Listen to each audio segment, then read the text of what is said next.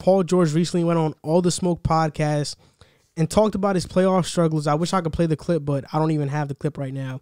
What Paul George basically said was that Doc Rivers was using him wrong. He was using him in a way that he used J.J. Redick or Ray Allen, and he didn't use Paul George to play to his strengths. And the question is, do you think that Paul George is making excuses about his lack of performing or not performing in the playoffs? Is Paul George just making excuses? He basically said he's not a strong jump shooter. No, because you missed a couple things in that little thing you just said. But no, I think if any, I don't know if everybody watched it, but if you watched it, he definitely said we all played bad. We didn't make adjustments. We just kept saying, "Oh, we're up 3-1. Oh, okay, it's up 3-2. Oh, we're at 3-3." He talked about they didn't practice. They went to games doing the same thing over and over again. When Denver figured it out, they didn't make any adjustments. But I do think he should still take more accountability for the fact that he played like absolute shit. And he should definitely take into account the fact that he was one of the reasons they lost. Because I felt like he kept saying a we thing, but he wasn't saying I played bad. You're the star. You walked into that situation. You and Kawhi. At the time, Paul George, you was coming off an MVP season. Most people considered you a top 10 player at that time. You were coming off a MVP season, 28 points a game. You were a top 3 in MVP and Defensive Player of the Year. So we expected you to play better than that. We get you was injured and all that, but you walked into the bubble healthy. You walked into the playoffs healthy, and you played like shit. So I feel like you should have definitely taken responsibility for more of your actions and accept the fact that you played horrible. You got outplayed by Jamal Murray, Michael Porter Jr., and Nikola Jokic. Paul George is becoming one of the most hated players in the NBA right now, and it's because he doesn't take accountability. And honestly, he's full of shit sometimes. And this was one of the moments where he was like that. I mean, you talked about the lack of adjustments, and I've been very critical of Doc Rivers. I'm not some Doc Rivers apologist. I don't think he's this great head coach people make him out to be. But let's also be fair to him. Before Paul George and Kawhi got there, he was a Coach of the Year candidate.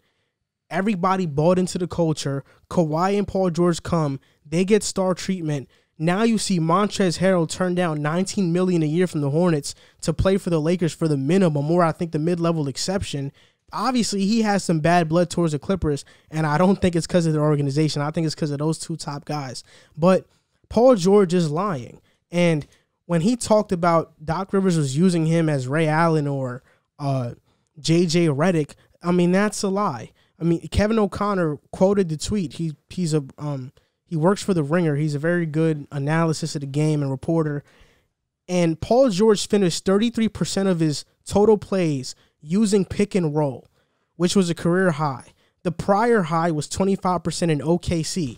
And that's via synergy stats. So obviously he wasn't being used as an off-ball player. He was being used as an isolation pick-and-roll ball handler, and he didn't make the most of his attempts. And even if he was being used as how he said he's being used, that gives you no excuse to miss a wide-open jump shot in the corner and hit it off the side of the backboard. That's your performance. Instead of throwing Doc Rivers under the bus, how about you just say you played bad? After you got into this beef with Damian Lillard and said that they weren't going to win a championship, they were going to go home and they booked their tickets to Cancun, you go out and lose?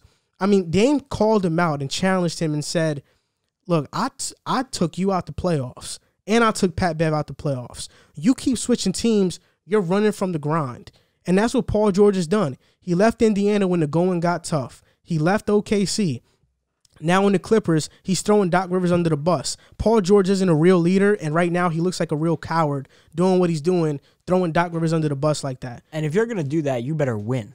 Like, at least if you are team hopping, whatever, and you go and win championships, you can say, like, okay, like, I'm making an impact here. But when you come in, and first of all, I think we could all get this straight. He's not on Kawhi Leonard's level. No, he's a tier below Kawhi. So two tiers. When you come in and you attach yourself to Kawhi Leonard's wish list of, you know, being able to live in, you know, wherever, San Diego or wherever, away from the practice facility, and you're late to practice every day, and you pick and choose games and practices that you don't want to suit up, and, you know, this, that, and the third, that's going to make your teammates angry. And it clearly did. And you had this divide in the locker room of Kawhi and Paul George. And I feel like I like Kawhi, but I feel like Kawhi has avoided a lot of the blame that he deserves, because if it was any other superstar in the NBA that did what Kawhi Leonard did this year, he would be getting destroyed. LeBron James, Kevin Durant, Giannis Antetokounmpo, Harden. If they went to Los Angeles, gave a wish list like that, and then got knocked out after the 3-1 lead, they would get destroyed. They would get slammed. And I feel like Kawhi kind of avoided that, and Paul George shouldered a lot of the blame. Both of them deserve to be slandered for it. And like you said, he just takes no accountability. And you look back at that Damian Lillard shot when he goes into the press conference and he says, I don't care what anybody says, that was a bad shot. It wasn't a great shot, but when he splashes it in your mouth, you can't go you can't go into the press conference and say that was a bad shot. You look ridiculous. You look like a clown. And then to come off the heels of that and then go to Los Angeles, not perform, and pick and choose the days that you want to rest.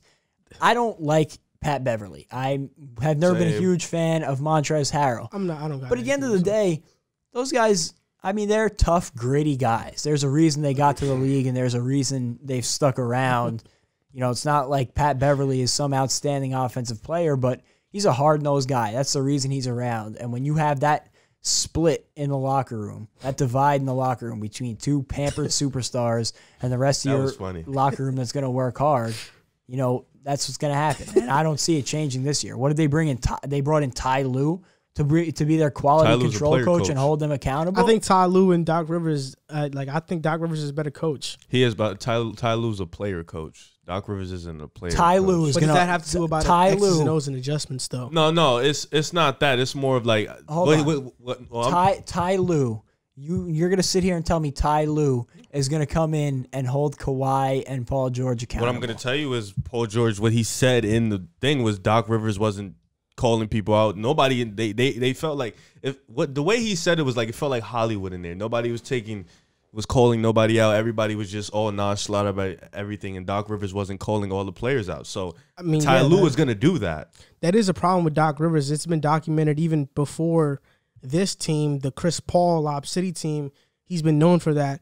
But, I mean, I think even the Clippers teammates, Paul George's teammates, kind of saw through the act that Paul George was trying to portray. I mean, you lose to Denver, then you go in the locker room and give this speech about togetherness, and there was a report that all the Clippers players were basically rolling their eyes at Paul George like, man, what are you talking about? Have your actions lead us. You know, back up your words with actions. And clearly, Clippers players aren't very fond of Paul George in a way he likes to lead the team or try to give these motivational talks, because he's not backing up his performance. I think this is the third straight year where he's underperforming the playoffs. Yeah. He did it with OKC 2 years in a row when he was in OKC. He underperformed in OKC. I would say the first year he underperformed. And the second year he was playing with shoulders and he couldn't lift up his arms, and he still put up 28 points a game. So he underperformed. Well, he was playing with bad shoulders. So if we're going to call it underperformance because of bad shoulders. And Kobe Bryant was playing with a broken finger. And you're going to compare a broken finger to bad shoulders? He got surgery on his shoulders right after that. I'm just saying. He underperformed the first year OKC and last year. I would give you that definitively. And my problem with the Clippers is I just don't see much changing this year from last year. Like, you can't sit here and tell me Ty Lue is going to come in and change this culture. Like, what has Ty Lue done that people think he's going to do that? I wanted him for the Nets job simply because he would sit back and let Kyrie and KD run the show, because that's what he did in Cleveland. You know, what was he doing in Cleveland? He was sitting back and letting LeBron run the show. That does not take any talent. Like, he might be an okay coach, but he's not going to come in and be Greg Popovich and make them sing Kumbaya together and make them all best friends. Like, he's definitely not an X's and O coach. He's not an X's and O coach, but he's not like a locker room melder either. Kumbaya. You know what I'm saying? Like, he's not going to come in and make Pat Bev and Paul George buddy. You read reports last year, like, they wouldn't speak outside of basketball. The entire locker room was split up like a middle school lunchroom. Like, Paul George would go off with Patrick Patterson. Kawhi would go to his home in, East Beverly Hills. San Diego. None of them would talk. That's not how a team works. Yeah, I mean, bottom line, I think that Paul George just has to take more accountability for how he played. And Matt Barnes replied to a comment and said, you guys want athletes to show you the other side of the story.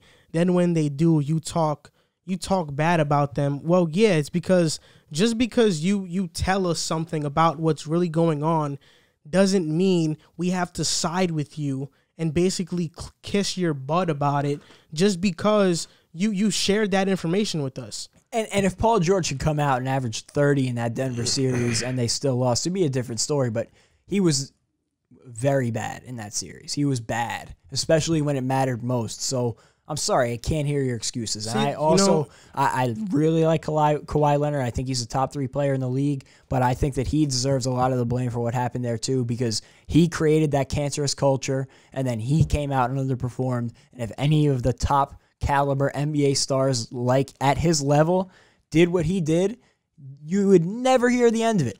A better player, a better response would have just been that, yeah, I played bad. I have to play better next year. Don't talk about all this. Don't put the blame on everybody else. Just say that you got to be better. That's it. Don't throw Doc Rivers under the bus. Just keep going. It's making a comment about a guy who isn't going to defend himself. He's already out the door. There's no reason for him to comment on it. So it's trying to, pass off your demons on, he's trying to throw his demons in a bag and toss them out the window and move into this year, try and forget about next year. But you can't forget about what happened this year, because if you forget about what happened this year, you're going to do the same damn thing again. They all have to be better. Kawhi, Paul George, Lou Will, they all have to take responsibility for themselves. And it starts with Paul George. I feel like Paul George, you're a star playing like a bum. You can't do that. You're better than that. So he should have definitely went in there and took accountability. Like, don't say we all played bad. No, I played bad. I should have been better. He has to take responsibility for his actions.